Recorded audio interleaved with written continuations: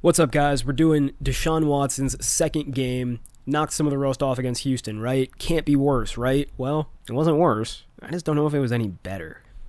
Terrible progression, terrible, football IQ, managing the pocket very poorly, not getting through his reads properly, late on the reads that he does make, and his arm talent is not impressive. You'll see in this game just how frequently Deshaun Watson is turning a big play into a mediocre play, or a mediocre play into a bad play. You'll also see that he really just doesn't have the arm talent that a lot of people think he does, because while his highlights were dope in Houston, and even sometimes at Clemson, they were never really based on making really high difficulty arm talent throws. Not a ton of zip on the deep ball, not a ton of zip on the intermediate ball, just a ton of zip on the short ball.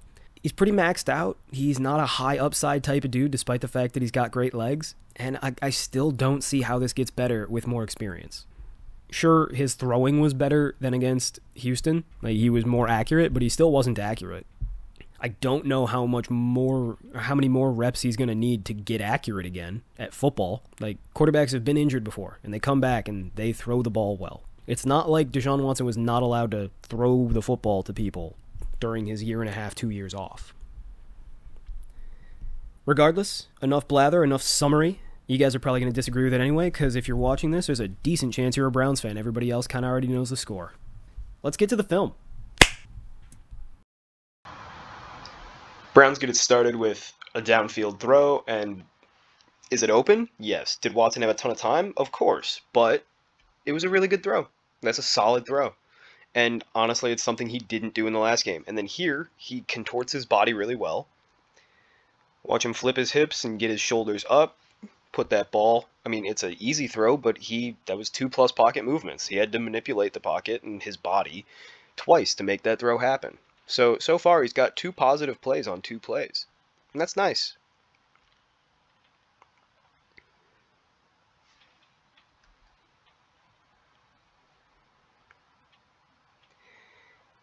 It's similar. I mean, that's a plus pocket manipulation, right? The pump fake, the fade away, and he hits the screen, which is routine, but still.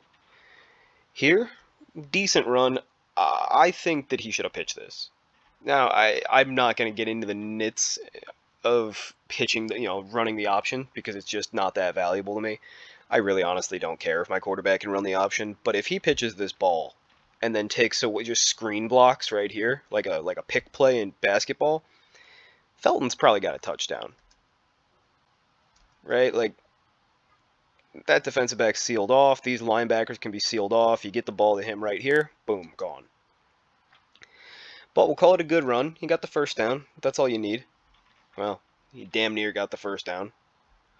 There's no way that the Browns of all teams don't get it on 4th and 1, right? Wrong. I like the play design, but it's Jacoby Brissett. You can't run that when you gotta have it. That's a great 3rd down play. So here's something you gotta know about the Browns. Kevin Stefanski's really good at calling plays when they're on script. So the first drive of the game and the first drive of the second half. After that, everything kind of turns to shit. You'll see that here. Play action. Watson steps up. He's got a man right here. It's open. He could hit that. He doesn't see it. I'm sure he had people downfield. I'll check the all-22 in a moment. But this is already bad processing, which is a theme that we saw last week as well in his debut. So he starts bailing out of the pocket because he didn't want to hit his wide receiver on his primary read or his check down. But he does make a really smart move. We'll call it a routine play to get this ball to Njoku. So it's a plus pocket movement, just one of them, because he created his own hell on that play. And a routine throw. Now let's see what he had downfield, just for shits and giggles. So this is just as I thought. Watson's going to have open men. So you'll see here, they got 2 extra men in protection, right? They did that little motion with Njoku so he can block off the right end. And they keep Chubb in to pass protect. Now they're going to leak Bell, 18, out on a flat right here. That's the check down. Then they're going to run these 2 guys very deep. The one in the slot here, I think that's Donovan Peoples-Jones, is going to kind of cut across the field while Amari Cooper goes deep and takes the top off. This guy right here, I think it's DPJ. he is going to be wide open right after I click play. Boom.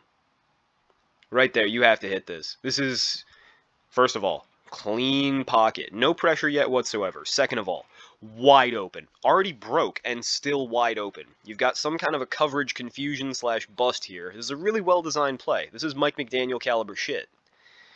And Watson just doesn't hit it. He loads up to hit it, but he realizes he's already too late.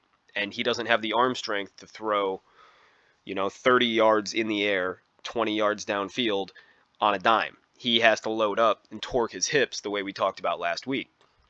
So his lack of arm strength and his terrible processing basically turned what should have been a 30-yard gain, minimum, because he could really turn this ball up the field, into a panicky handoff.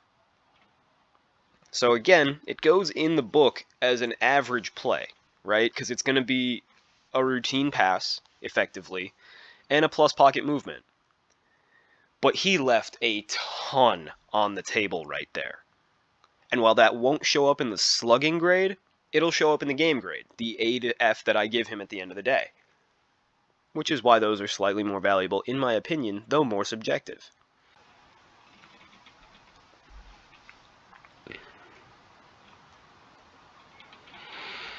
Here, just all the time in the world again, and he takes off for a negative run.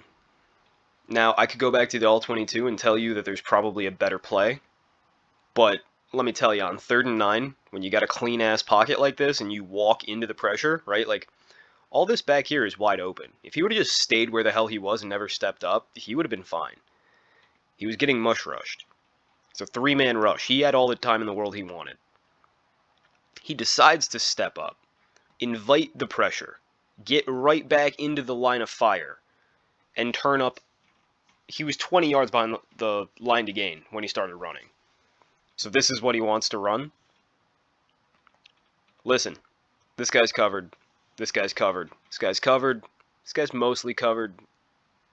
This guy's blanketed. And the telestrator on the replay is going to show you that. But what he won't show you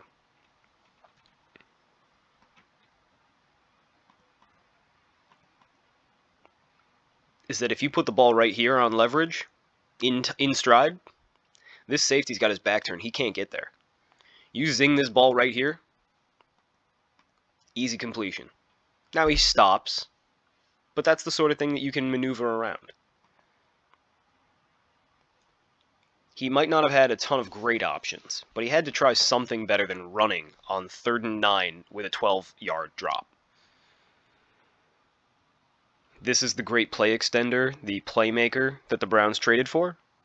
Now, that's not a terrible play, but it shows that his anticipation's not very good, his aggressiveness throwing the ball is not very good, and all that magical play extending that you imagine when you think of Deshaun Watson is a little overblown. So through his first 5 quarters as a Brown, Deshaun Watson has still not put a point on the board as an offensive player. And I think it's starting to wear on the Browns because they're running a lot more quarterback schemed runs, right? Now, we're not going to grade this as a positive run because there was a holding, and that's the reason that everything popped. But I have noticed the uptick in quarterback running involved plays, and I think it's because they don't trust him as a passer right now. I mean, even right here, again, if Watson's on time, he's got 2 curls. He's got a man crossing down the field, too, who might have a shot, but at least hit those 2 curls. Instead, he wants to run, and he creates a hold.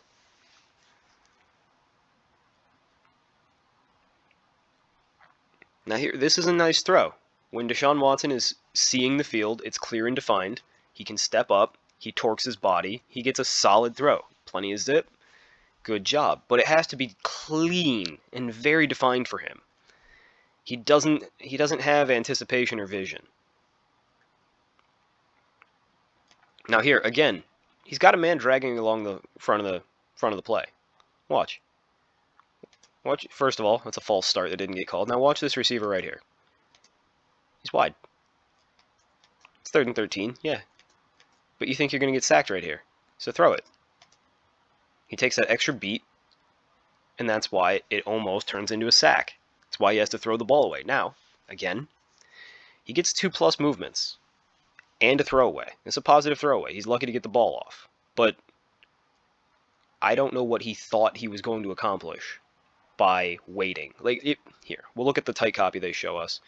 The broadcast always gives you the shittiest version of all 22. But you can see, yeah, this play has 3 receivers, effectively, because they keep an extra man in to block. This receiver's running deep. He's going to be taken away. Fine. They're trying to slip Njoku back out on a screen. It's not going to work. Fine. This guy's not covered. That's your best receiver, Amari Cooper, wide open, not covered, in the middle of the field. See what he can do. It's just bad. It's real bad. We're 5.5 quarters into Deshaun Watson's career as a Brown, and he still hasn't put up a single point on offense. The Browns are running the ball a lot. That's a routine throw. And trying to get the ball out very quickly. Now, I know that that's part of what they do, but I also think that this has something to do with the fact that they're losing faith in him as a passer and processor. They expected a little bit more when they gave up the entire farm and got what they assumed was a top 5 quarterback. And I think that through training camp in the last few weeks, they've realized maybe that's not exactly what he is. They're running the ball a lot. And, you get 3rd and 8, you got to throw. Clean pocket for the most part, plenty of time. Problem is, and I won't show you this on the All-22 because there's nothing to see, nobody gets open. It's a really terrible play design. Deshaun Watson does a really good job of breaking that into a first down run. He extends the drive here. This should have been a punt. Deshaun Watson turns a punt into a first down. Very good run, plus pocket movement. Great. And then that is a solid throw. Right, you'll notice, by the way, when he gets the ball out a little bit quicker, and he doesn't really torque his hips, see, it's play action, so he's got to be a little quicker with things. He doesn't turn his whole ass into the ball, and you notice the velocity dip. It's just an average arm.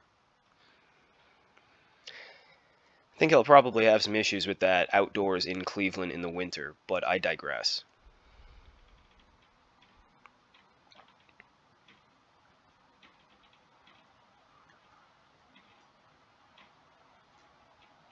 Lots of running. It is a Cleveland game after all.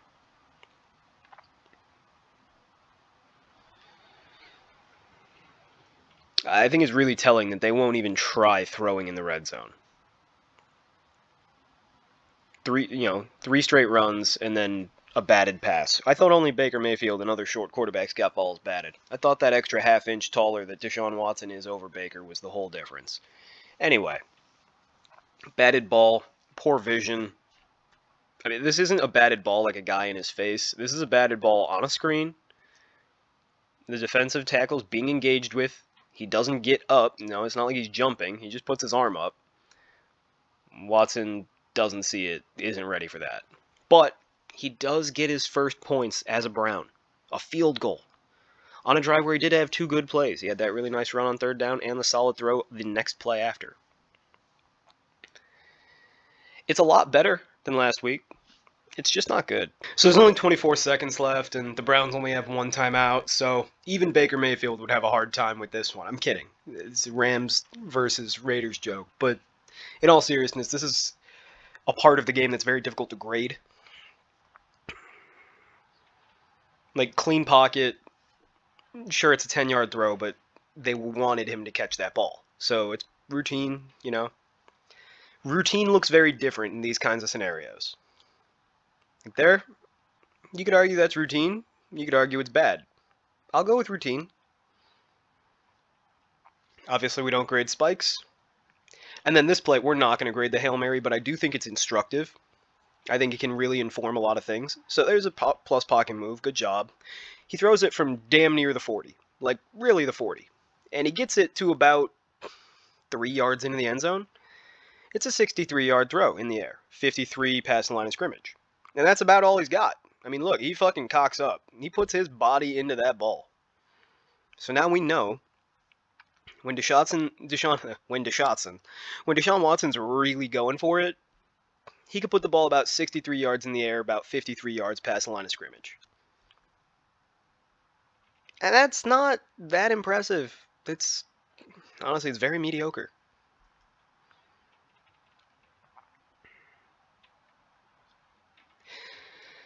So, second half starts with a lot. I mean, remember what we said earlier. Kevin Stefanski's really good in the first drive of each half. Scripted plays, he's got them. I don't know. This play. I don't know why Deshaun Watson threw this ball where he did. Okay, it's 3rd and 2. First of all, you've got a convoy. You can slip up right through here, and you could try to get these yards. Now, you're probably not going to get them, but it's an option. Second of all, you had this flat right here. Now, I know that, like, the ball's already in the air, so the coverage is different, but if he's open by 4 yards at the end of the play, he was probably open by a yard at some point. And then to throw it into double coverage to a guy who's not winning his route, and to throw it on that flat of a line, right? There's no arc on this ball. First of all, right here, this is where the ball needs to come out. You gun that in there, first down. Live to fight another day. Watson doesn't see it. He doesn't know what the fuck he's doing playing quarterback, and he puts that ball on a line drive 10 yards too far deep. That's terrible. It's a bad throw, but it's worse process. Browns will come out running it. They're still down 10 points. Stefanski loves those rollouts and routine throws.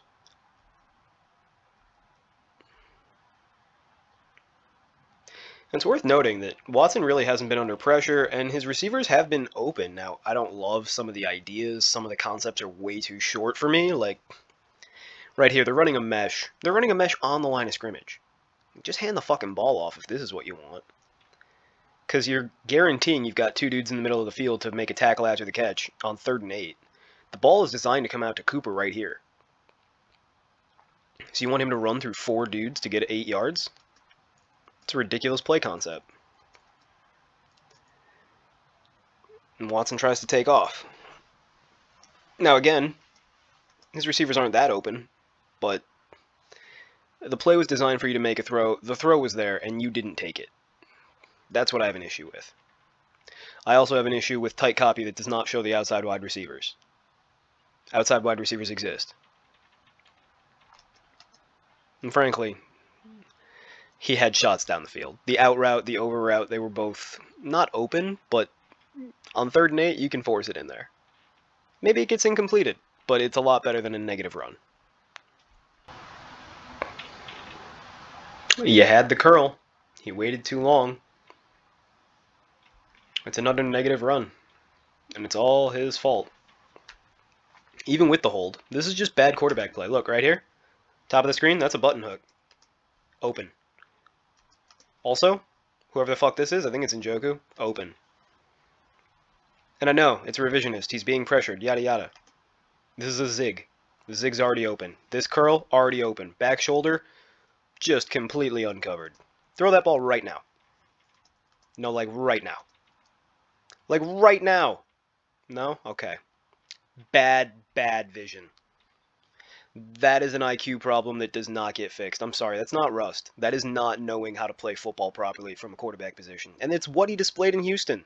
He's not a good processor. He's a dumb quarterback, as quarterbacks go. Now, he could be a very intelligent individual off the field. His press conferences post his personal crisis would indicate otherwise. Some of his excuses really sucked. Pedestrian throw. But he is not processing after the snap well at all. And again, I don't think that this is a particularly great offense, another routine throw. I think that this offense is a little bit too conservative and a little clunky. It's a positive run. Good for you. Pick up that first down. No, that's smart. I think this offense is a little conservative and a little clunky. They should do a lot more of that. But I don't think Deshaun Watson sees the field well at all. And I don't think he has the physical talent to make up for it. Clean pocket, steps up, wide open, hits him. Good. Solid throw. One could argue great. You know what? Call it great. Simply because I feel bad. I mean, like these Deshaun Watson videos, I know people want them and people keep asking me for them, but they're frankly boring because he does nothing well. There's no controversy to it. It's simply he's bad. And the excuse that Browns fans levy is, well, he hasn't played that much. Okay, fine. I can't argue with that. I think it's wrong, but I can't argue with it. Here, it's a plus movement. and a pedestrian ball. And here you'll see why I say it's pedestrian and not solid. It didn't have to be that close. Look at how much separation he had. In fact, if you put that on the inside shoulder, Cooper turns it upfield and gets yards after the catch. Watson made that harder than it needs to be because his ball placement's not very good, because in order for him to throw the ball more than 8 yards downfield, he has to really gun it. And when you gun it, you lose accuracy. Routine. There you go. Finally, Watson's on time. Routine. That play right there, this looks completely different from what we've seen the rest of the game. This is so much more polished, and it's so refreshing to see because the ball simply came out on time. It wasn't good. It was just on time. Same there. Ball's just out in a playmaker's hands. Turns out the people who are paid millions of dollars to run with the ball and catch the ball, they're better with the ball than Watson is. Finishes the fucking drive by throwing 2 routine passes on time, finally, and they are effective.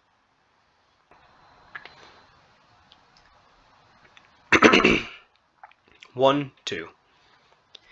We are just starting the fourth quarter, and Watson is throwing screens behind the running back. He just missed. Bad throw, shit happens. That's better. I'll even toss in a little plus move because he put a nice little arc on the ball, a little touch to get it over the defenders. See that again. You know, make sure that you don't get it batted again, like you did earlier in the game, in the red zone, on third down.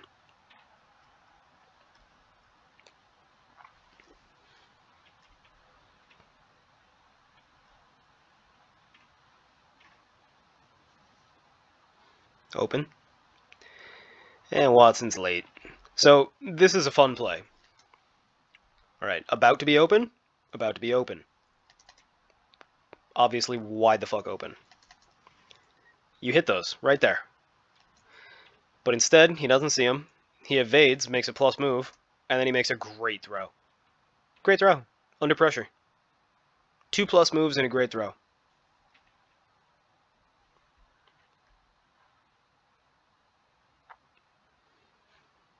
I didn't say he's incapable of doing fun stuff. His highlights have always been dope. But he also does that. And maybe that's why Stefanski didn't want him throwing downfield, because from everything I've read, Watson has thrown an absolute metric fuck ton of interceptions in practice, and this one is just awful. Did he really think that they were going to have Von Bell in man coverage on Donovan Peoples-Jones without help over the top? Like, what did he think was going to happen here? Yeah, I know Jesse Bates ran in from the half field. Here, let's see it again. So as this play is developing, yada, yada, yada, you don't need the all-22, because I'll tell you that Jesse Bates started about here, and he came down. Why did he come down?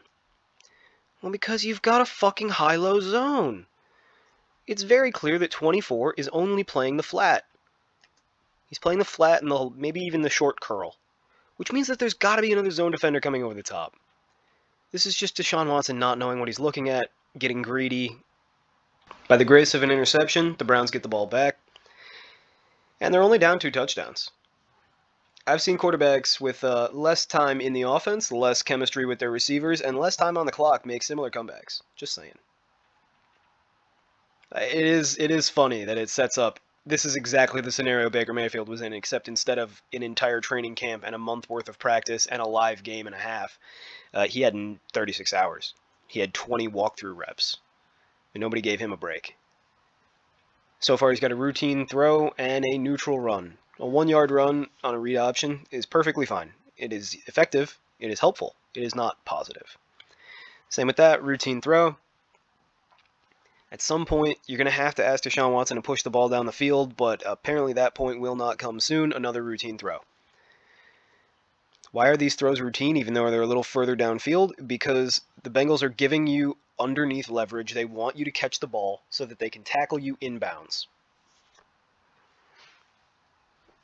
Like you'll notice, Von Bell's trying to wrap him up, just get him down by contact, or down by forward progress being stopped inbounds.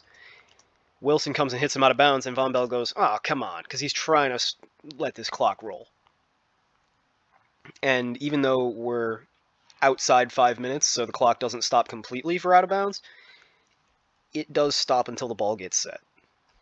Anyway, that's a pick. If you're going to throw that fade ball, you need that ball to be high. Likely behind. Like, okay, here's what's happening. Watson's seeing that he probably has like a high-low gap in coverage, so there's a honey hole shot right around here. If that's the case, you want this ball where my mouse is. Right over the N in Cincinnati, right? Instead, he overthrows it, and that's fine. You could theoretically put this ball at this latitude. But it has to be way up high, so only Cooper can jump and get it. And if he can't get it, nobody can get it. Instead, that hits the cornerback in the hand. That was a well-thrown ball to the cornerback. It's a pickable. Now, I'll call it bad, because we're being nice. But Jesus fuck, man. The ball placement, the processing, the consistency, none of it's there. The arm strength never was there. And that's another batted pass. We blame him for this, too. He had a clean pocket. He just put the ball way too low, and he was throwing to a covered receiver. That's a bad pass. Baker Mayfield makes that, all of Cleveland's up in arms. This is a nice escape. Good job. Positive run. He read that perfectly. Is that a designed run? No. Ball is supposed to go to Njoku right here. Again, look, nothing wrong with what he did because he had the first down and he saw it. But he's got a clean fucking pocket, and he's got his number one receiver wide open on an out, basically uncovered. He's got his number two readout here on a curl, wide open. He should have passed this. The fact that he doesn't pass this isn't necessarily bad. He got the yards he wanted. The fact that he doesn't pass this, however, shows that he is not reading the field. Mentally, he is not a good quarterback. He is a bad mental quarterback. Routine.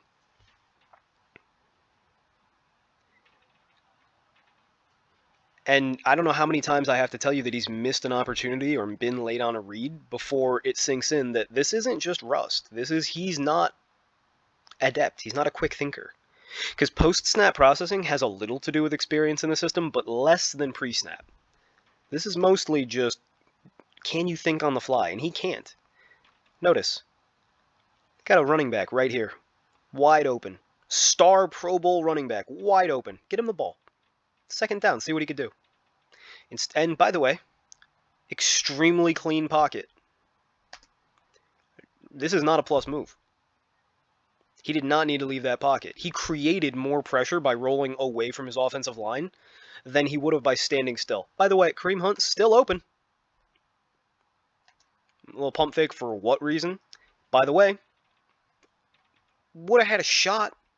Not as good as the Kareem Hunt throw earlier, but would have had a shot. Instead, he throws the ball away. That is a negative throwaway. He absolutely did not need to throw that ball away. He sacrificed yardage and a down. Bad quarterbacking. Bad throw.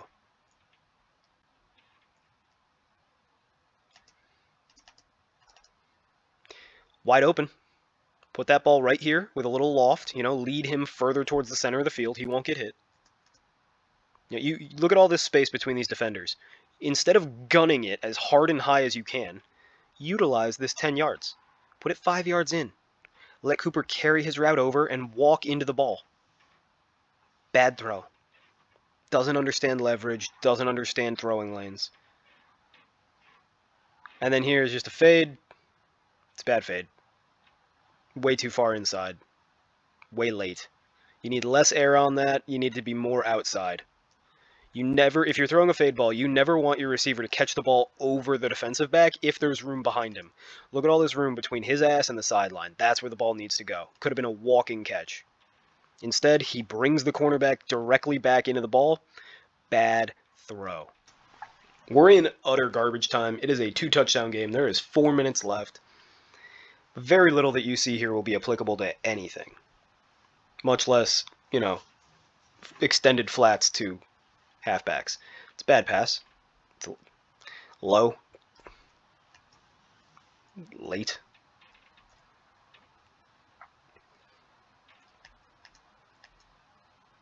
This is where the ball needs to be hitting him in the chest. He's late. Even on one-look reads, he is late. He is not mentally quick enough. He sure is quick enough on his feet, though.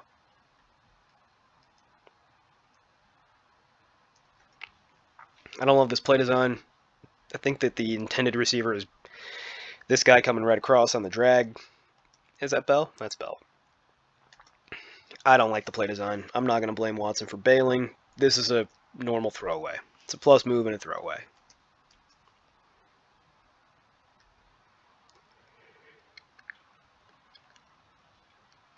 It's a bad throw. On fourth down, it's a bad throw. First of all, open. I know it's a little late, so let's go back a little bit to before he had let go. Here he's letting go of the ball. That does not look open. That looks like it could be open. This defensive back's got his back turned to the ball, so he's not going to be locating. If you throw the ball basically where that defensive back's ass is, he's going to come right here and he's going to grab that ball, and this guy's going to be gone, not looking. Obviously not open. Obviously not, not viable. See how I told you? He's turned his ass. Throw the ball where the ass is. Throw it at his ass. No. We're going to hope that Amari Cooper can offensive pass interference his ass off and get back to a ball that is underthrown. Bad throw, bad process. And that'll end the game. I think you guys know how I feel about this game for Deshaun. But to make real clear, let's get to the charts. So, as you can see, I gave Deshaun Watson a D+. Now, a D+ is actually a little bit low of a grade considering his slugging score of just under -1. That's typically a C or a C-. However, as I explained in the video, a lot of his plays ended up being mediocre or maybe even a little better than that, but they could have been great. And he just processed so poorly. He turned so many decent opportunities into nothing. He turned so many nothings into negatives. He didn't do the opposite of maximizing the offense, but he certainly fell on that side of the line. He hindered the offense. He limited what they were able to do simply because of his mental and physical limitations. They couldn't run complex or deep drops because, frankly, he can't process that fast. He's not a timing quarterback either, which I think is going to really surprise Kevin Stefanski. And he will bail on clean pockets. He will give up on plays that are well executed by his teammates because he does not understand them or see them, and he would rather just run. And this is a lot of what we saw in Houston. This is a lot of what we saw at Clemson, and this is why nobody thought he'd be a great quarterback coming out of Clemson, and it's why he hasn't been one. Everybody thought he would be average, maybe slightly above average starting quarterback coming out of Clemson, and that's exactly what he's been. But he's got some really dope highlights, and there was that one time when he got hit 2 times and stood up in the playoffs, so, dude. Deshaun Watson has shown you through 2 games that, yes, there was a little bit of rust against Houston. He got a little bit better against the Bengals, but not a lot. It was still bad. He only produced a positive play on 18.75% of his snaps. Now, again, the league average is around 28, so he's 10% less positive than most quarterbacks. He also produced a negative play on about 23%, which is about league average. That means that there were about 56% of plays that were just cheap, right? Like routine plays, expectation plays, screens, checkdowns, quarterback sneaks, etc., etc. Things that don't move the needle. Things Colt McCoy could do. And despite that many easy plays, he only had a 71% accuracy percentage. Now, remember that accuracy percentage gets rid of drops. It gets rid of miscommunications and penalties against the defense. Accuracy percentage is, this is a play that is executed properly. Does the average wide receiver make a catch here most of the time? If the answer is no, it's not accurate. If the answer is yes, even if it's dropped, it's accurate. He's not as accurate as average. He doesn't produce positive plays as much as average. He produces negative plays just about as much as anybody else. They run a ton of easy, conservative, cheap plays with him, and he still turns out negative grades because he threw 2 pickables. He threw the one that was actually picked, and he threw the one fade ball to Amari Cooper that the rookie cornerback on Amari fucking Cooper had a better chance at catching. Deshaun Watson is bad. I don't think it's going to get a lot better. We have 1 season now out of 3.1 seasons that has been any good.